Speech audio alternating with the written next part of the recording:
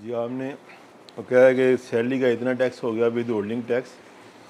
तो ये बड़ा इम्पोर्टेंट सेंसिटिव इशू है कि अगर आप जो टारगेट्स और रिकवरी का क्राइटेरिया है वो रीडिफाइन करें,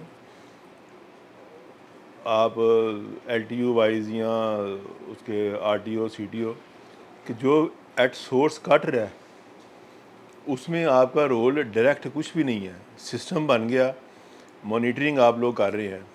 जो टैक्स पेयर ने वॉलंटरीली जमा करवा दिया, पोर्ट्स पे कट गया, जो 50 से ज़्यादा एट सोर्स विद होल्डिंग के डिडक्शन सेक्शन हैं, आप उसका क्राइटेरिया बनाएं टैक्स रिकवरी का जो अपनी एफ़र्ट से कर रहा है। एफ़र्ट क्या है, उसने कितने केसेस में असेसमेंट की बेसिस के ऊपर रिकवर किया। डिमांड नहीं है, डिमांड तो वो 100 की निकालता है, नीचे -1 हुआ होता है, ऊपर जाके -1 मैं इसीलिए कह रहा हूँ कि जो कॉस्ट ऑफ लिटिगेशन है वो FBR भी बेयर कर रहा है। ये नहीं सोचते कि कमिश्नर अपील ट्राइब्यूनल या हाई कोर्ट के जो लोग बैठे हैं उनका टाइम टैक्स पेयर के पैसे से जा रहा है। तो बाज़ औक़ात 100 की डिमांड -10 में कॉस्ट करती है आपको। -10 भी मेरे ही पैसे से टैक्स जो आप उसकी कॉस्ट ऑफ लिटिगेशन में जा रहा है। जो आपने ऑडिट के बाद असेसमेंट किया है, जो एरोनियस असेसमेंट को रिकवर करने में किया है, वो सिर्फ उसकी परफॉर्मेंस में लगाए। या मॉनिटरिंग के बाद आपने जो रिकवर किया है, जो बग़ैर मॉनिटरिंग के, बग़ैर ह्यूमन एफर्ट के आ रहा है, अगर आज ये FBR वाला कह दे कि आपको इसका क्रेडिट नहीं मिलेगा, तो कई RTOs, कई LTUs, कई CTO को अपनी सैलरी से जस्टिफाई नहीं होंगी कि आपने खुद रिकवर कई महीनों में या पूरे साल में उतने नहीं किए जितने आपने वहाँ से बेनिफिट्स ले लिए हैं। बेनिफिट अल्टीमेटली टैक्स पेयर ही बेयर कर रहे हैं ना सारे। तो इसलिए इमरान साहब की बात यही है कि उसका आप एक एनालिसिस बनाएं कि आप ख़ुद अपनी एफ़र्ट से क्या कर रहे हैं। जो खुद आ रहा है वो उसका क्रेडिट तो आप नहीं ले सकते। FBR ने तो सिस्टम एक बनाया है, आप वो लें जो आपने अपनी एफ़र्ट से स्टेट को रिकवर करके दिया है। रिवार्ड की बात है। आपकी बात यहाँ काट रहा हूँ। वो डिपार्टमेंट क्या करता है कि मुख्तलिफ अपीलेट फोरम्स के केसेस उठाता है कि हमारे वहाँ गए हुए हैं और कहते हैं जी हमारे जो है ना ये अरबों और करोड़ों जो है ना लाखों और खरबों रुपए जो है ना ये अपीलों की उसमें फंसे हुए हैं और ये जो है ना, हालांकि जब वो ट्रिब्यूनल की एक इंटरनली रिपोर्ट है जिसमें जो एक टारगेट था कुछ केसों का, तो उसमें वो 4% पे गए, मतलब 100 पे डिमांड थी तो वो 4% रह गई कई केसों में। तो वो फिर उन्होंने इंफॉर्मेशन दी जो है ना प्राइम मिनिस्टर को कि अच्छा जी ये सूरत हाल है जिस पे ये रोना धोना है इनका, अब यानी क्वालिटी ऑफ असेसमेंट ही नहीं है। ये जो मल्टी ट्रिलियन की टैक्स डिमांड है ना, ये दीवाने का ख्वाब है। आप अगर ये कह देना कि आप क्वार्टरली वहाँ पे हर RTO CTO LTU अपने नोटिस बोर्ड पे वेबसाइट पे अपलोड करेंगे ये हमारी डिमांड्स थी, आफ्टर एपलेट फोरम डिमांड क्या रह गई है, उनकी परफॉर्मेंस आ जाएगी। इंटरनली तो सबको पता है कि हम लोग क्या कर रहे हैं और हम किधर खड़े हैं। ये सिर्फ़ और सिर्फ जस्टिफाई करने के लिए कि FBR के बगैर, ठीक है, हर मुल्क के लिए जो रेवेन्यू की एजेंसी है उसका काम है, लेकिन यहाँ पे वक्त गुजरने के साथ साथ उन्होंने इतनी नेगेटिविटी यहाँ पे प्रमोट कर दिया है कि लोग एलर्जिक हो गए हैं। लोगों के अंदर फियर है कि ये बदमाशी कर रहे हैं, रॉबरी कर रहे हैं, और टैक्स फैसिलिटेशन की जगह पे ये टैक्स पेयर इरिटेशन कर रहे हैं। इरिटेशन से लोग यहाँ से भाग के जाएंगे। और जिस तरह ये निज़ाम में अमेंडमेंट ला रहे हैं कि हम जो है वो किंगशिप की तरफ चले जाएं कि जो हमारा IRO के उसको कोई भी ना हिला सके और जिस तरह चाहे वो मूव करे, लोग ये तबाही और बर्बादी की तरफ जाएगा। देखें ना, जब आपका इंटरेक्शन होगा, एक बंदा आता है मैं आपको अरेस्ट करने आया हूँ, लोग शूट कर देंगे उसको कि अब मैंने किया क्या है, फिर वो कहे कि अच्छा नहीं करता मैं इतने दूंगा। मामला किस तरफ जाएंगे। आप ये परवीन दे के लॉ के लिए कोई अच्छी बात नहीं कर रहे, ना टैक्स फ्रॉड को रोक रहे हैं। ये आप नेक्स्ट स्टेज के ऊपर टैक्स फ्रॉड को लेके जा रहे हैं कि पहले भी टैक्स कलेक्टर ही जिम्मेदार था टैक्स फ्रॉड का, अब वो मास्टरमाइंड बन गया है। पहले वो हिस्सेदार था, अब वो मास्टरमाइंड बन गया कि भी मैं इस अपने प्रोफाइल में इतने लोगों को जो चाहे कर दूं, जितना चाहे वो फ्रॉड को प्रमोट करें।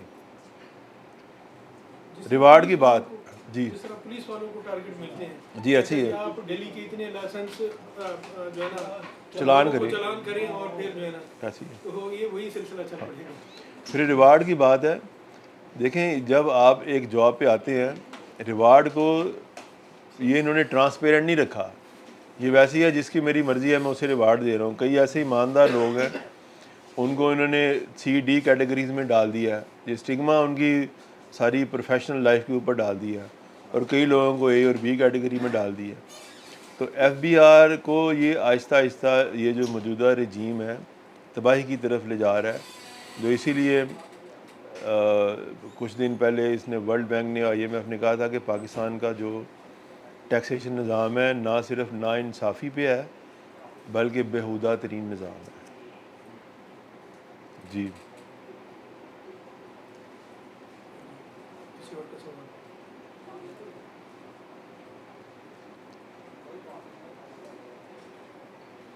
अच्छा सर, बहुत से लोगों की ना अरसे दराज से जो रिटर्न है ना वो मिल पे ही चल रही है, बस वो डाटा जा रहा है उसका क्या उसका नील की रिटर्न अब ये देखें वो इकनॉमिक एक्टिविटी क्या कर रही है, इसमें से हो सकता है 2 मिलियन रिटर्न नील लो।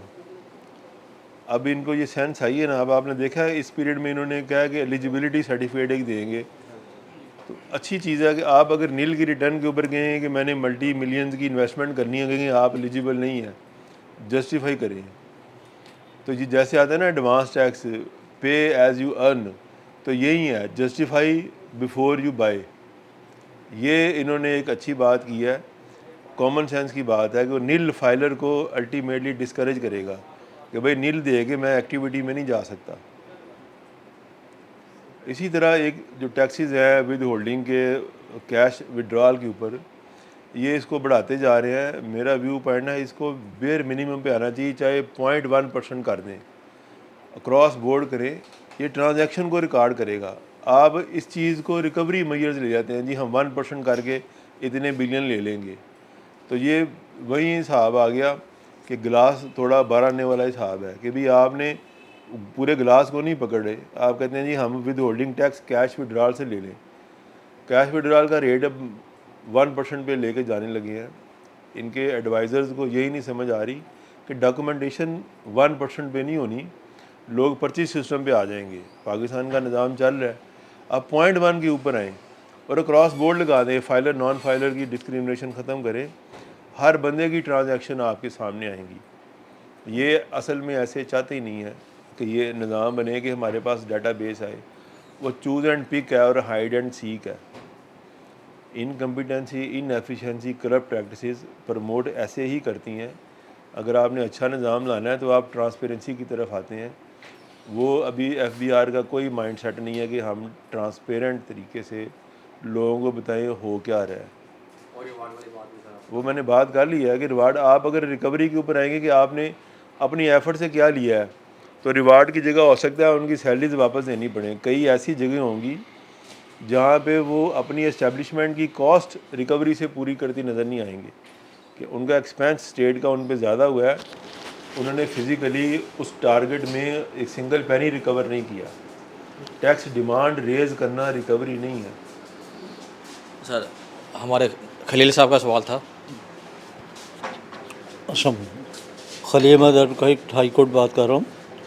ये सवाल ये है जी, पहले भी इन्होंने चार्टर्ड अकाउंटेंट रखे थे जिनको सिर्फ पेमेंट कर दी गई और उनसे कोई फ़ायदा नहीं हुआ। उनकी रिपोर्ट्स जो थे वो ऑडिट रिपोर्ट्स जो एक 17 स्केल का अफसर रिजेक्ट कर देता था कमिश्नर के जरिए जैसे भी।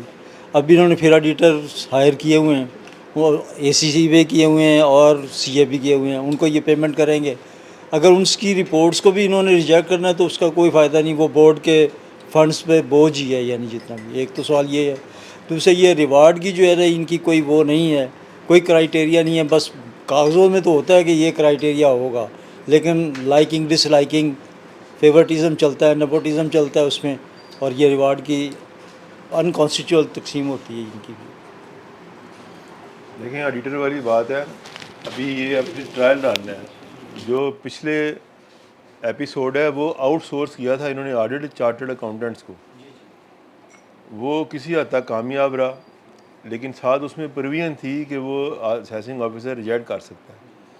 अब यहाँ आप देखें ऑडिटर को इन्होंने ऑडिट करने के बाद ऑडिट रिपोर्ट देनी है। वो चार्टर्ड अकाउंटेंट रिकमेंडेशन करते थे असेसमेंट की कि वो एक ड्राफ्ट ऑर्डर बना के देते थे। ये फ़र्क है। ऑडिटर ने सिर्फ डिस्क्रिपेंसीज हाईलाइट करनी है, उसको इंडिपेंडेंट एवेलुएट असेसिंग ऑफिसर करेगा और वो कन्फ्रंट करेगा कि आगे असेसमेंट जानी है कि नहीं जानी। इसमें फ़र्क होगा इस प्रैक्टिस में। रिवार्ड की आप क्राइटेरिया की बात कर रहे हैं, वो हम FBR के चेयरमैन से पूछ सकते हैं कि आप इसको अपनी वेबसाइट पर डालें कि रिवार्ड का क्राइटेरिया क्या है। ये 50 कमिश्नर है, आपने किसको A, B, C, D category किस बेसिस पे दी है, उसकी परफॉर्मेंस हमें बता दें। तो ये जब टैक्स पेयर पूछेगा नहीं, वो कभी भी नहीं बताएंगे। और right of access to information में हर बंदे के पास राइट है। इसमें सर हमारी बात को भी किरदार अदा करना चाहिए। मैं वही बात करने लगा हूँ, जैसे हर इंडिविजुअल का है टैक्स पेयर की रिप्रेजेंटेटिव नुमाइंदा, ये टैक्स बार हैं हर शहर में। फिर पाकिस्तान टैक्स बार है, वो कोई अपना एक्टिव रोल नहीं प्ले कर रहे। आप लोग यहाँ से हमेशा गाजी साहब ने इनिशिएटिव लिया है। मैं तो पिछले 30 साल का अगर डाटा पढ़ें तो यूनुस गाजी साहब का नाम आता है। इन्होंने मेंबर ऑपरेशन तब ईस्ट वेस्ट नॉर्थ रीजन होते थे, तभी भी FBR के साथ ये टक्कर लेते थे। ये हमें बताएं, जबकि ला कोई नहीं था उस दौर में। इन्होंने पूछी हुई हैं चीज़ें जब right of access to information का कॉन्सेप्ट इधर था ही नहीं। तब तक क्लोज गवर्नमेंट कि हर चीज़ जो है वो पर्दे में है।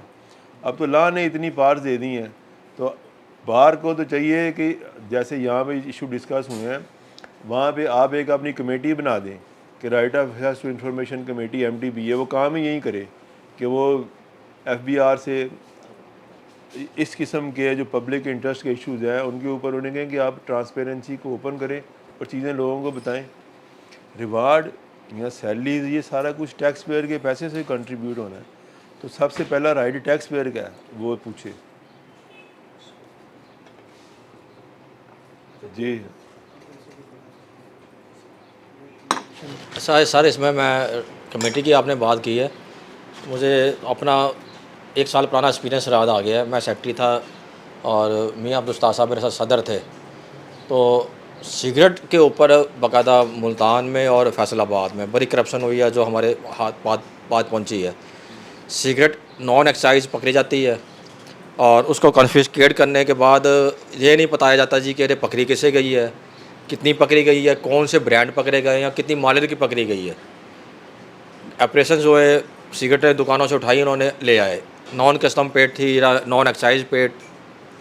अब उसके बाद फैसलाबाद में 2 मुलाजिम भी उन्होंने गिरफ़्तार किए जिन्होंने सिगरेट जो उनके गोदाम है वहाँ से FBR के निकाल के बेची है। मुल्तान में भी ये वाक़ये होते रहे, हमने इसको हाईलाइट किया, एक लेटर लिखा चेयरमैन FBR साहब को।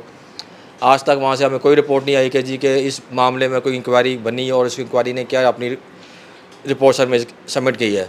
लेकिन नुकसान इतना ज़रूर हुआ कि सिग्नेचर थे मेरे एज ए जनरल सेक्रेटरी और जनाब सदर साहब के थे, मियाँ अब्दुल उस्ताद साहब के। तो हमारे ख़िलाफ़ एक महाज ज़रूर खुल गया कि हु आर यू, कि क्या आप कौन होते हैं जो टैक्स लॉर्ड के ख़िलाफ़ लेटर लिखने वाले।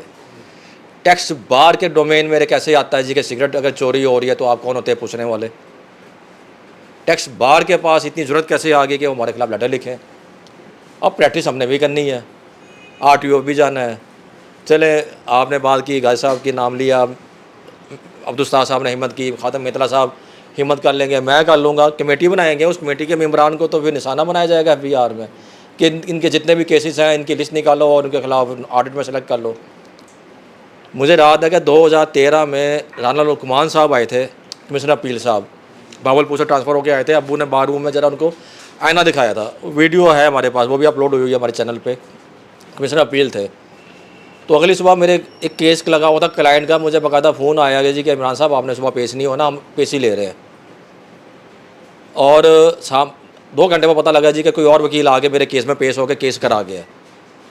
क्लाइंट हमारे साथ नहीं है, क्लाइंट कन्वीनियंट है ऑफिसर के साथ। उसे पता है जी कि ये वकील जाएगा काम कराएगा, उसने उस वकील को चेंज करना है और ले आना है। जब हमारे ख़िलाफ़ सब पता होगा जी कि हर अफसर को कि जी कि इसका केस मैंने ख़राब करना है, तो क्लाइंट ने भी कोशिश करनी है जी कि यार इनसे मैं केस फ़ोन करके वापस ले लूँ, फ़ाइल वापस मंगवा लो, किसी और वकील को एंगेज करो। तो ये बड़ा मुश्किल काम है जो आप कह रहे हैं कि कमेटी बनाए और कमेटी में हम अपने दोस्तों को रिस्क में ले आएँ कि वो FBI के आगे फिर उनको हम खड़ा करके कहें जी कि आप इनको निशानाबाजी करें, और जिसका निशाना पक्का लग गया वो शक्के पे वकील उड़ गया। तो मेरे साथ भी एक एक्सपीरियंस ऐसे हो चुका कि एक अच्छा, स्टोर में सिगरेट निकालते पकड़े गए आज भी? बताएं। आज अभी तो वो एक वो बनाया हुआ था उन्होंने कि अच्छा जी हम इसका सर इस बार फिर उन्होंने इतना मेहरबानी ज़रूर की है कि हमें बुलाया है सिगरेट जलाने के मौके पे, लेकिन कोई लिस्ट नहीं दी। 14 करोड़ 80 लाख रुपए की सिगरेट उन्होंने कहा जी कि हम जला रहे हैं, हमें कोई लिस्ट नहीं है कि कौन से ब्रांड की है। सामान पड़ा है, उतारा गया, फेंक दिया गया, आग लगा दी गई। लेकिन सवाल होता है, अरे आता है जी कि सिगरेट अगर है तो जिस शख्स से पकड़ी गई है उसे एक्साइज लेके उसको वापस करे। ये आग लगाने का कंसेप्ट कहाँ से आ गया है? जब तक ये आग लगाना और इसको जाया करना ख़त्म नहीं होगा, जिसे पकड़ी गई है उसे एक्साइज लेके उसको वापस कर दे। तो इस पर भी आपकी हमें राय चाहिए, इस पर वर्किंग चाहिए। अरे बड़ा स्ट्रॉन्ग इशू है कि आग लगा के आप तो अपना एविडेंस भी जाया कर रहे हैं कि कितनी पकड़ी गई है। सर वो सर जिस बंदे ने FBI अपनी स्टैम्प लगा के दे जी कि एक्साइज हमने पे करा दिया, सर समझे नहीं आप? जिस सिगरेट पर एक्साइज जो होना नहीं चाहिए कि मेरे से पकड़ी गई है 14 करोड़ 80 लाख की सिगरेट पकड़ी गई है, उस पर 14 करोड़ 80 लाख को आप मल्टीप्लाई 50 करें, 5 रुपए की। सर ट्रस्ट नहीं खा रहे हम, लॉस ऑफ रेवेन्यू पूरा कर रहे हैं। लॉस ऑफ रेवेन्यू हो रहा है। 14 करोड़ 80 लाख की सर मोहताज नहीं होंगे, आगे काम बढ़ जाएगा जी। क्या 5 रुपए की सिगरेट, एक 5 रुपए की सिगरेट पर 50 रुपये टैक्स है आपका। 5 रुपए की सिगरेट वही 55 रुपए की बिक्री है मार्केट में।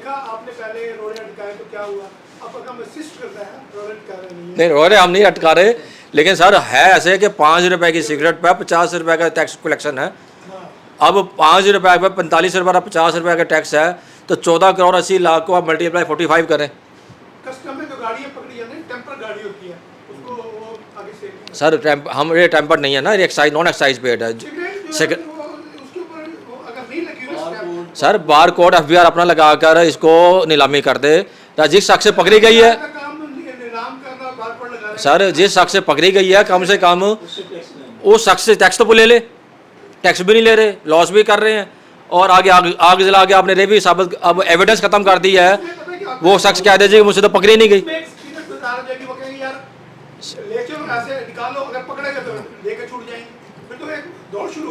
अच्छा, इसमें मलक खातम साहब का भी एक अपना एक्सपीरियंस है, वो भी शेयर करेंगे। वो यही था कि एक असेसमेंट प्रोसीडिंग के दौरान टैक्स पेयर भी मेरे साथ था। अच्छा, वहाँ पे ऑफिसर के साथ कुछ ऐसी तलखी सी हो गई असेसमेंट के प्रोसीजर पे, तरीक़ेकार पे। तो बाहर निकले तो मैंने कहीं जाना था आउट ऑफ सिटी। मैं सीधा यहाँ से टैक्स ऑफिस से निकला और वहाँ के लिए इस्लामाबाद मैंने निकलना था। तो रास्ते में मुझे कॉल आ गई कि अच्छा जी वो रिकॉर्ड कहाँ पड़ा है टैक्स पेयर का। तो ये सर, ये वैसे वाकई ठीक बात है इमरान साहब की। तो ऐसे होता है, टैक्स पेयर हमेशा जो है ना वो पाँव पे खड़ा नहीं होता, आप उनके लिए जो मर्ज़ी कर लें। हाँ, अलबत्ता हमें एज ए नेशनल इंटरेस्ट में हमें अपनी ज़िम्मेदारी समझ के या बना के उसको अपने रिस्क एंड रिवार्ड पे जो है ना वो ज़रूर करना चाहिए। मैंने खैर कुछ केसेस और थे जिनमें इसी तरह ऑफिसर के साथ कुछ गर्मी सर्दी हो गई। उसमें फिर मैंने वही पुराने एक्सपीरियंस को देखते हुए टैक्स पेयर, हालांकि केस एक टैक्स पेयर का था जिस वजह से ये तलखी बढ़ी, तो मैंने फिर वो उसका नाम कहीं नहीं लिया। मैंने कहा जी ये मुझे अपने पाँव पे खड़ा होना चाहिए पड़ेगा, अदरवाइज़ उसने तो मुझे भी जो है ना वो कर देना है, झूठा साबित कर देना है। तो ये तो एक अलमिया है टैक्स पेयर वकला के आगे कि किसी इशू पे अगर वो स्टैंड लेते हैं तो फिर आपके पीछे मुड़ के देखते हैं कोई नहीं खड़ा होता। Thank you. इस चीज़ को ये सारी हैं पर्सनल इंडिविजुअल एपिसोड्स मुख्तलिफ टैक्स पेयर्स की। मैंने बात की थी बार, जब आप सिस्टम को चेंज करना चाहते हैं ना फिर आपको कुर्बानी देनी पड़ती है। और मैंने कहा था मुल्तान टैक्स बार के फोरम पे जाएं, टैक्स बार इतनी स्ट्रांग होनी चाहिए। बार तो उसका ना कोई कान है ना पैर है, हम लोग इंडिविजुअल उसको रिप्रेजेंट करते हैं। तो वो बंदे तो देखें, आज आप 1 साल के लिए, अगले साल कोई और बंदा होगा, तो वो बार इतनी स्ट्रांग हो कि आप उसको रजिस्ट करें। जैसे अगर वो तंग कर रहे हैं, तंग करने वाला मामला अनएंडिंग है, उसका लिए कोई एविडेंस नहीं है, आपको तो फिर स्ट्रांग होना पड़ेगा और उसको डिफेंड करें। मुझे याद है आपके अपने केसेस में भी वो ऑडिट में डाल दिया था, तो आपने डिफेंड कर लिया। इसीलिए बार लेवल के ऊपर करें। फिर FBI या कोई भी जो गवर्नमेंट ऑफिस है, वो ट्रांसपेरेंसी कोई चाहता नहीं है। ये पाकिस्तान में नहीं, पाकिस्तान से बाहर भी है। उन्होंने कहा हमें से हमसे ना कोई पूछें, उन्होंने लिमिट रख दी, इतने साल बाद हम खुद पब्लिक कर देंगे। अब जो RTI लॉ है ये 2017 में है, अब उसकी बेसिस के बजाय वहाँ तो 10 डेज़ लिमिट है, उसके बाद एक पाकिस्तान इंफॉर्मेशन कमीशन बना हुआ है, वहाँ जाएँ। असल चीज़ है कि आप FBR को एप्लीकेशन दे के बैठ जाते हैं, उनके लिए जवाब देने की तारीख रिटायरमेंट से 1 घंटा पहले का है। समझ लेना, जिस बंदे ने जवाब देना है उसका मैं जवाब दूंगा रिटायरमेंट एज के 59 ईयर्स 364 डेज़ एंड 5 आवर्स, फिर आगे मुझसे जवाब ले लेना। तो आपके पास है कि आपने अगर किसी चीज़ के पीछे लगना है, बार कौंसिल लेवल के ऊपर इसको सिस्टमेटिक इशू को लेके चले, ना किसी इंडिविजुअल को कोड करें, तो आपको उसके रिज़ल्ट मिलेंगे। हम मुख्तलिफ फोरम्स पे अक्सर औकात ये इशू उठाते रहते हैं कि टैक्स बार्स को रेगुलेट किया जाए, इनको कोई कानून साजी हो, ताकि वकला भी किसी न किसी उसके अंदर हों कि कल को कोई यानी जिस तरह पंजाब बार कौंसिल या पाकिस्तान बार कौंसिल है, इस तरह का इदारा या कोई भी एक वो बना लिया जाए जिस पे ये लोग भी मतलब है क्वेश्चनेबल हों। तो उसको कोई भी वो नहीं कर रहा। अगर ये इस तरह का वो बन जाएगा तो फिर कलेक्टिव जो है ना वकला कलेक्टिवली मेरे ख्याल है ज़्यादा काम करना शुरू कर देंगे। तो उस सिलसिले में फिर ये सारी बातें जो जनाब फरमा रहे हैं तो वो हो सकती हैं। अभी ये बार्स किसी रेगुलेशंस में नहीं आती। मुख्तलिफ़ शहरों में यानी कई यानी वो बने हुए होते हैं, तो वो हर बंदा जो है ना कोई ना कोई मुफाद उसका वाबस्ता होता है। बल्कि डिपार्टमेंट के साथ मैं फ़र्ज़ करो प्रैक्टिस कर रहा हूँ तो मेरा चाचा मामा या भाई या कोई वालिद या कोई डिपार्टमेंट में मौजूद होगा। तो ये भी एक डायलेमा है कि जो है ना इसमें भी हम कंप्रोमाइज़ कर जाते हैं ऐसी बातों से। बात फिर वहीं आ जाती है, आपने अगर स्टैंड लेना है तो सिस्टम के लिए स्टैंड लेना है। बार हर शहर में बनी हुई है, जैसे मुल्तान टैक्स बार का एक नाम है। आप एफर्ट करें इससे हट के रिज़ल्ट क्या आता है, पहला कतरा तो आप बने। और फिर आपको जब सिस्टम चेंज करना पड़ता है तो सबसे पहले आपका टारगेट है कि आपको सेक्रीफाइस करना पड़ेगा। वैसे सिस्टम कभी भी नहीं चेंज होता, तो सेक्रीफाइस पहले रखें और 0% आप समझें सक्सेस है। एफर्ट करें उसका रिज़ल्ट आएगा। लॉ तो मौजूद है और ये नहीं है कि वो सारे लोग जो हैं अनएंडिंग लूप में चले गए हैं, कभी ना कभी आपको जवाब देना पड़ता है। फिर आप सिस्टम को बेहतर करने के लिए जा रहे हैं। जैसे बार के मेंबर 1 साल के लिए आते हैं, FBR के ऑफिसर भी उनकी लाइफ 60 ईयर्स है ना सुपर एनुएशन, और वैसे सीट के ऊपर हो सकता है 6 साल हो, 6 महीने हो या 6 दिन हो। तो ना बंदों को देखें ना उसकी सीट को देखें, आप अपनी काज को देखें, तब हम कोई बेहतरी ला सकते हैं। अगर हम रिज़ल्ट को पहले देख लें, रिज़ल्ट जो मौजूदा सिस्टम है वो एब्सोल्यूट ज़ीरो है। आप उसको एब्सोल्यूट 1 बनाने के लिए आपकी एफर्ट है वो 0 को 1 में कन्वर्ट कर देंगे। कुछ भी नहीं करेंगे तो ये -1 हो जाएगा। जी ऐसे ही है सर। और मैं अपना भी कल का एक्सपीरियंस है, मैं एक सर ऑफिसर के वफाकी मोहतसिब टैक्स मोहतसिब के पास गया मुल्तान में, एडवाइज़र के पास। तो मैंने कहा कि सर थोड़ा सा FBR की तरफ से मुझे इस तरह कंपनसेट उनकी तरफ से एक्सपेक्ट था कि वो ये काम करना चाहिए था, तो उन्होंने नहीं किया। उन्होंने कहा जी कि बात रही है कि यार ये कोई है का कानून तो नहीं है पाकिस्तान के अंदर, जहाँ पर तो आलमी कुव्वतें भी जिसको दिल करे गर्दन से दबोच लेती हैं, तो बगैर किसी जवाज़ के। तो ये पाकिस्तान में भी वैसे ही है। आप क्या एक्सपेक्ट कर रहे हैं कि आपको क्या रिलीफ मिलेगा? आप कोशिश तो करें। मैंने कहा सर कोशिश तो मैं बाद में करूँगा, आपके पास तो मैं इसलिए आया हूँ कि जो मेरा एक एक्सपेक्टेशन थी कि आर्टिकल 4 की और आर्टिकल 5 की का ऑफिसर जो एक पब्लिक सर्वेंट है वो ओबीडेंट टू द लॉज होंगे और लॉ के मुताबिक उसको एक काम कर देना चाहिए था। अगर उसके नॉलेज में आ गया कि मेरा बैंक अकाउंट बंद है और मुझे ATA से रिलीफ मिल गया है और मैं उसकी जुरिडिक्शन चैलेंज कर रहा हूँ कि उसके पास जुरिडिक्शन मेरी नहीं है, मेरी जुरिडिक्शन किसी और जगह फॉल करती है, अब वो मुझे नोटिस दे के बुला रहा है जी कि आप आए और आगे रिमांड बैक की प्रोसीडिंग ज्वाइन करें, तो मेरा बैंक अकाउंट क्यों नहीं खोल रहा है? तो 2 साल से बंद है। तो नहीं जी, वो आप एप्लीकेशन देंगे फिर खोलेंगे। मैंने जी मुझसे एप्लीकेशन लेके मेरा बैंक अकाउंट बंद किया था। जब आपके नॉलेज में आ गया कि मेरा इफेक्ट दें और उसके बाद जब डिमांड खत्म हो जाए तो उससे बैंक अकाउंट मेरा बैंक अकाउंट ओपन कर दें। ओपन कर दें। मैं ज्वाइन नहीं कर रहा ना आपको कि जुरिडिक्शन आपके पास मेरी नहीं बनती, मैंने चेंज ऑफ जुरिडिक्शन अप्लाई किया हुआ है। अब इस पर भी गोल मोल सा होता है कि जी कि नहीं आप ज्वाइन करें, वहाँ पे आप उनको जवाब दें। इसी तरह का केस सर आपकी माजरत के साथ वही बात है कि SHO से ही वो रिपोर्ट मांगी जाती है कि जहाँ अब ये हम भी अगर हम बोर्ड को लिख देना कि चेयरमैन को, तो वो रिपोर्ट किससे मांगेगा? मुतलका अफसर से ही मांगेगा जी, आप इसका अकाउंट ही नहीं खोल रहे जी। ऐसा ही इमरान साहब वाला केस एक हुआ था बैंक अकाउंट की डिटैचमेंट का। FTO साहब ने ऑर्डर किया, प्रेसिडेंट ने रिवर्स किया और अभी इस्लामाबाद हाई कोर्ट ने उसको अनडू किया कि ये worst kind of male administration है, बैंक अकाउंट को डिले करना। 25 PTD में रिपोर्टेड केस है, मसूद रजा वर्सेस FOP। वो पढ़ लें, आपका केस ही है जी सर मेरा तो है, लेकिन वो क्रिमिनल केस बनता है वैसे जी। ऑफिसर कहता है जी मुझे एप्लीकेशन नहीं आई, मैं क्यों खोलूँ? उसने लिखा, अगर आप पढ़ेंगे ना, उसने कहा चीफ कमिश्नर जिम्मेदार है।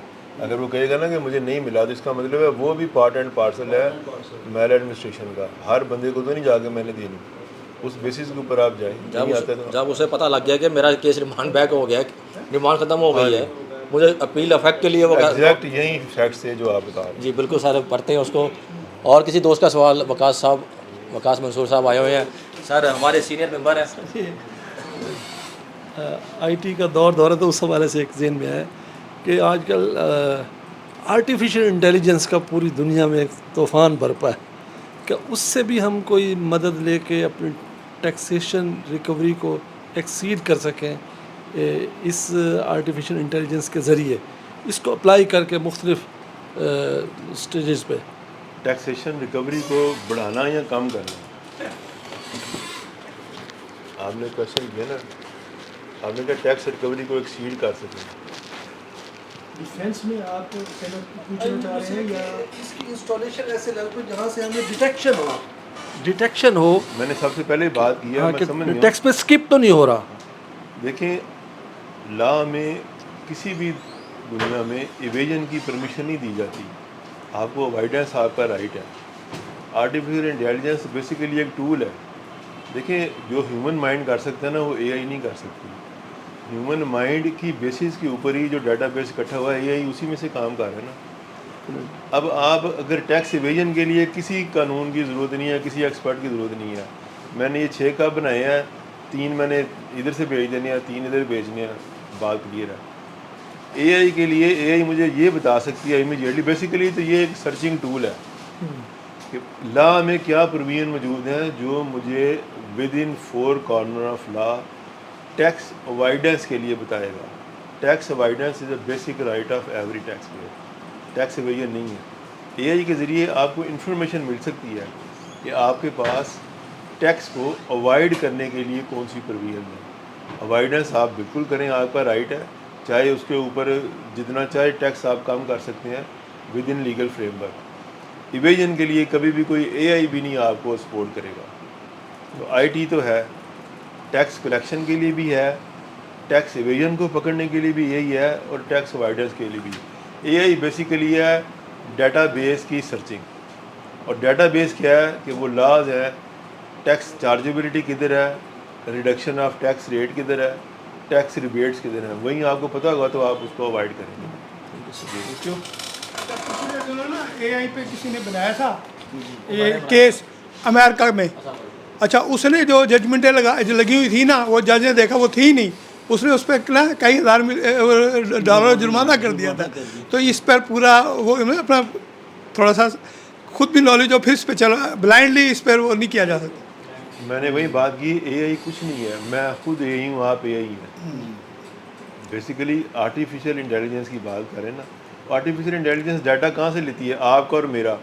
अगर मैंने वहाँ से PTD 2026 1 2 3 डाल दिया, AI उसी को उठा लेगी। वो ये नहीं देखेगी कि 26 को भी आया ही नहीं है। बेसिकली वो गूगल की मरीज तरह पे जैसे सर्च बंदे इंजन इंतजार में है, ये पैदा भी कर वही रहे है। आपका ह्यूमन एलिमेंट की इन्वॉल्वमेंट हर स्टेज पे ज़रूरी है, अगर नहीं करेंगे तो फिर ऐसे ही होगा। और स्टडी, बस वकील का काम है कि स्टडी करे हाँ जी, और थोड़ा सा माइंड को अप्लाई करे, कामयाबी का ये जरिया है। शॉर्ट कोई वो नहीं है। वकील बुजदिल नहीं होना चाहिए। सर जमील साहब हैं, इन्होंने अपनी सर्विस के दौरान भी FBI से रिटायर हुए हैं। हर केस में इनकी मोहर लगी होती है, सिग्नेचर होते हैं। जब भी हम हाई कोर्ट जाते हैं, ट्रिब्यूनल जाते हैं, सर्टिफाइड इन्होंने किए होते हैं माशाल्लाह जी। नहीं किया हुआ जो है ना सामने आता होगा आप। नहीं इन्होंने अल्फाज कुछ और कहना नहीं सर, और बात हमारे है भाई है ना ये। अब हम और तो मेहनत की है, और अरे मेहनत भी करते हैं, और ऐसे अल्हम्दुलिल्लाह आपको रोज़ हाई कोर्ट में वह शख्स है जो बगैर किसी केस के नज़र आएंगे। उन्होंने जो बात की है ना, वकालत का काम मेहनत करना है, रिजल्ट जो भी है, और शॉर्टकट कोई नहीं है। सिस्टम चेंज करना है या मेहनत, उसमें कोई शॉर्टकट नहीं है, आपने लगे रहना है। सर यही मैं जमील साहब की क्वालिटी बता रहा हूँ। डेली बेसिस पर खलील साहब ये डेली बेसिस पर हाई कोर्ट नज़र आएंगे, और टैक्स के जितने भी रेफरेंस हैं, केस है, ये सुनेंगे, बैठेंगे, इंटरेस्ट लेंगे तो सुन के फिर जाएंगे। बेशक इनके पास केस इनका अपना कोई नहीं होता, लेकिन मेरे साथ सुनने के लिए बाज़ दफ़ा मुझे अंदर जाते हुए कोर्ट में इन्होंने देखा तो वहाँ आगे मेरे साथ कि मैं वापस जा रहा था तो मैं आ जाता है। मतलब हमें तो फिर एक लालच लेके जाता है ना, तो उन्हें तो लालच कोई सर, नहीं। मुझे thirst of knowledge, search of knowledge. Sir ये देखिए कितनी प्यारी बात की है। ਤੁਹਾਡੀ ਗੱਲ ਸਹੀ ਹੈ कि हाई कोर्ट च नज़र आएंगे, ये ਉੱਥੇ भी नज़र आते, जिद्द शादी होगी ਉੱਥੇ भी नज़र आएंगे। चले सर, मजाक में सारी बातें हुई हैं, तो अब वाइंड अप करते हैं। किसी को दोस्त का सवाल है तो किसी दोस्त का सवाल है तो ठीक है, नहीं तो वाइंड अप करें इसको। आप वकास साहब का सवाल है जी। अब सर ट्रांसपेरेंसी के साथ मेरा सवाल है, अब सर सिस्टम भी अपडेट हो रहा है और एआई का भी इस्तेमाल हो रहा है, डाटा भी ऑटोमेटिकली सर रिटर्न के अंदर इनकॉर्पोरेट्स हो जाते होते हैं। अब सर नादरा बेस सिस्टम है, तो सर सवाल ये है, जब सर ये सारी चीज़ें ऑटोमेटिक हो जाएंगी और सर टैक्स पेयर के साथ से लिंक हो जाएंगी, तो सर क्या लॉयर्स की सिस्टम बेस ज़रूरत पड़ेगी? हाँ, लिटिगेशन के सिलसिले में तो सर ज़रूरत पड़ेगी, तो सर इससे सर क्या ट्रांसपेरेंसी भी क्रिएट होगी या नहीं होगी, अगर सर सिस्टम ही ऑटोमेटिकली सर सारा ऑनलाइन शिफ्ट हो जाएगा सर सारा? तो दो चीज़ें हैं कि क्या ह्यूमन एलिमेंट की ज़रूरत है या नहीं। हाँ जी। दूसरा है कि ट्रांसपेरेंसी तो सबसे पहले है, ह्यूमन एलिमेंट है या नहीं है, वो तो बेसिक चीज़ है कि ट्रांसपेरेंसी होनी चाहिए हर स्टेज के ऊपर। और दूसरा ह्यूमन एआई को यूज़ करने के लिए भी ह्यूमन एलिमेंट चाहिए। अल्लाह ताला ने बशर को ऐसे नहीं बनाया, ना ही कभी ख़त्म हो सकता है। इल्म जो उन्होंने बात की है ना सर ने, कि इसकी कोई एंड नहीं है, तो नॉलेज का जो टॉप है, knowledge of top is always vacant, कि आप सीखते सीखते ऊपर जाते हैं, इससे ऊपर फिर नॉलेज। ज़रूरत हर जगह के ऊपर, हर स्टेज के ऊपर ह्यूमन एलिमेंट की है, उस लॉ को अप्लाई करने के लिए, उस एआई को दिखाने के लिए कि मैंने कैसे करना है। वरना एआई अगर मैं आप डाल दें 2076 PTD, वो किसी जगह पे वो कोड कर देगा और वो आंखें बंद करके ले जाए, तो फिर इसी तरह के रिजल्ट लाते हैं। की बात बढ़ाते हुए कि एआई में जो है ना सेंटिमेंट नहीं है, मतलब है वो इस चीज़ का उसको के पास जो डाटा होगा उसी में से ही उसने एनालाइज करके चीज़ों को सीधा पतरा करके आपके सामने रखना है।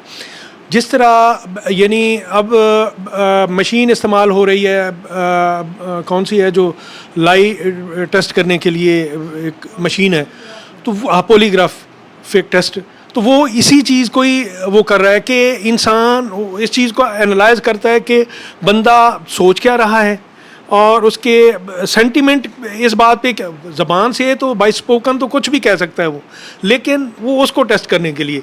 लिहाजा एआई ना तो डॉक्टर को जो है ना रिप्लेस कर सकती है, ना वकील को, क्योंकि ना अदालत को। वकील की भी ज़रूरत पड़नी है। हाँ, हम वहाँ से सपोर्ट ले सकते हैं, यानी कोई आर्गूमेंट्स के लिए, मतलब वो हमें सपोर्ट कर सकता है।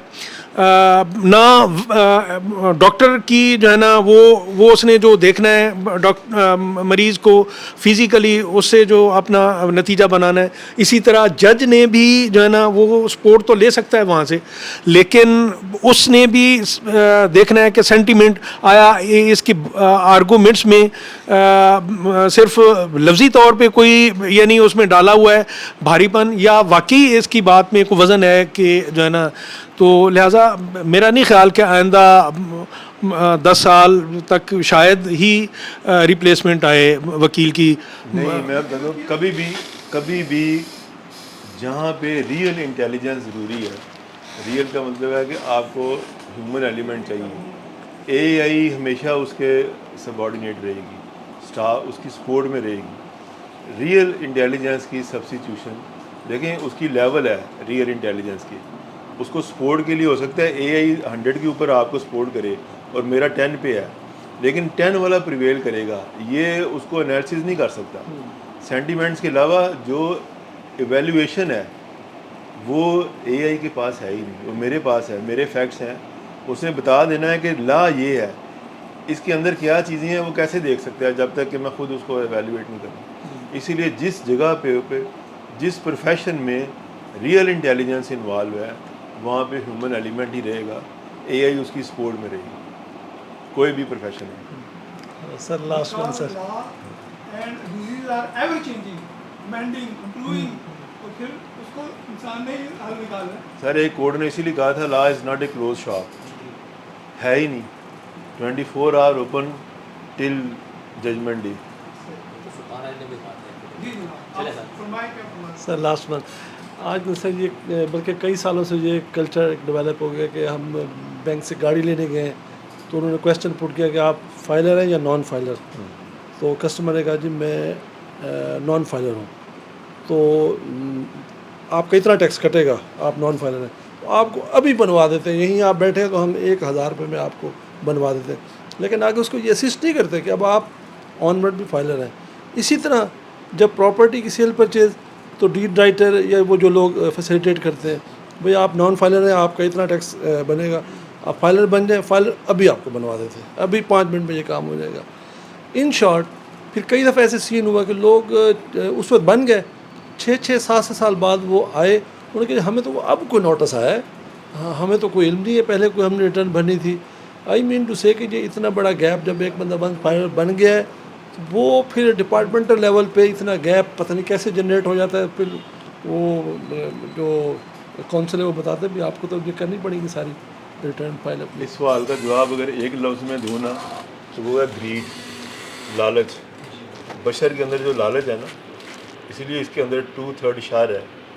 जब वो 20 लाख की, 30 लाख की, 50 लाख की, 5 लाख की गाड़ी ले रहा है, बैंकर का कोई कसूर नहीं है। बैंकर ने तो उसको इंस्टिगेट करना है कि भाई तू पैसे बचा ले।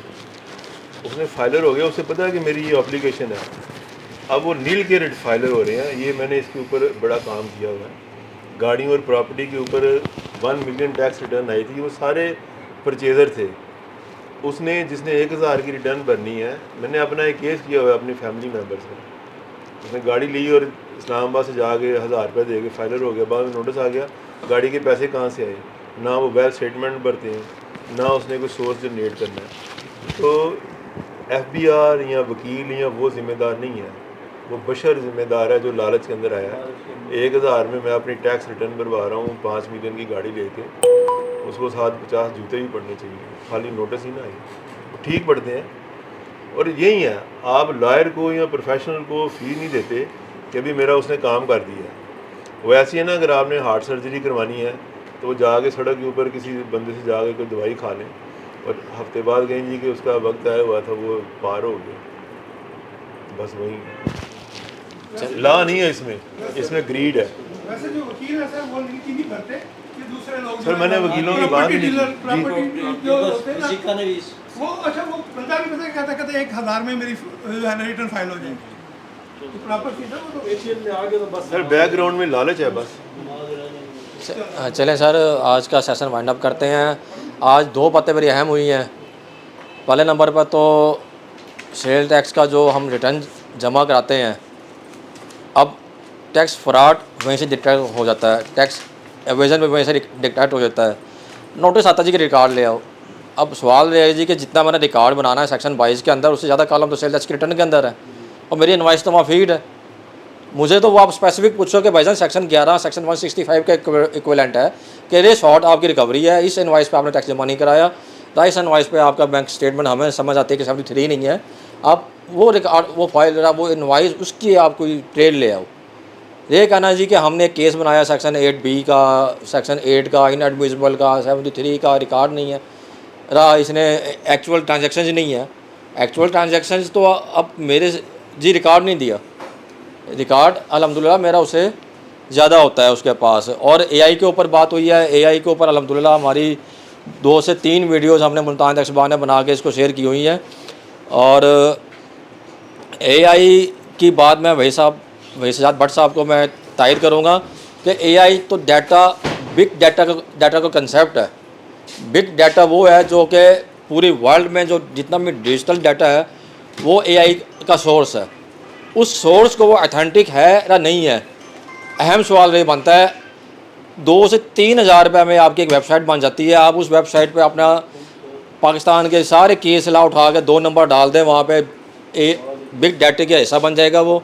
और बिग डाटा को AI ने जब उठाना है तो उसने वो 2 नंबर केस ला जो है असिस्ट नहीं करते वो आपने वेबसाइट पर रख दिए हैं, उसने वो भी उठा के दे देने जी कि अरे मेरा सोर्स है, मैंने वहाँ से लेके आपको दे दिए हैं। यहाँ पे ह्यूमन इंटरफेरेंस बहुत ज़रूरी है कि AI जब आपको कुछ चीज़ देता है साथ वो बताता भी है कि अरे सोर्स क्या है, उस सोर्स को भी आपने जाकर उसकी ऑथेंटिसिटी को चेक करना है। अदरवाइज़ AI इस्तेमाल ना करें, AI इस्तेमाल करना इतना आसान नहीं है।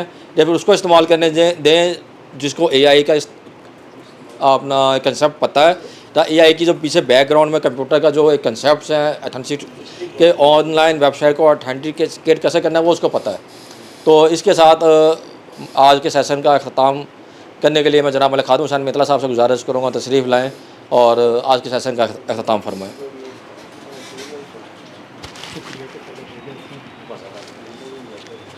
बिस्मिल्लाहिर्रहमानिर्रहीम। बहुत शुक्रिया जनाब मोहतरम वहीद शहजाद भट्ट साहब, आप इतना सफ़र करते हैं, आप इस्लामाबाद से तशरीफ़ ले आए मुल्तान में और हमारे मेंबर्स को जो है ना फ़िज़िकली भी और रिकॉर्ड में है तो वो भी हमारे मेंबर्स तक जाएगा इंशाल्लाह। वो आपसे आपके इल्म से आपके उससे एक्सपर्टी से जो है ना मुस्तफ़ीद होंगे और इंशाल्लाह जो भी यानी टैक्स पेयर मुल्क को कौम की खिदमत में जो भी स्टेप उठाएगा तो उसमें आपका शेयर ज़रूर होना है, चाहे आपका प्रैक्टिकली उस केस के साथ ताल्लुक़ हो या ना हो। तो इसलिए मेरा मानना ये है कि पाकिस्तान की एज ए होल आप जो है ना खिदमत कर रहे हैं, आप अपने इल्म और उससे। तो बहुत मेहरबानी जनाब की, शुक्रिया, थैंक यू।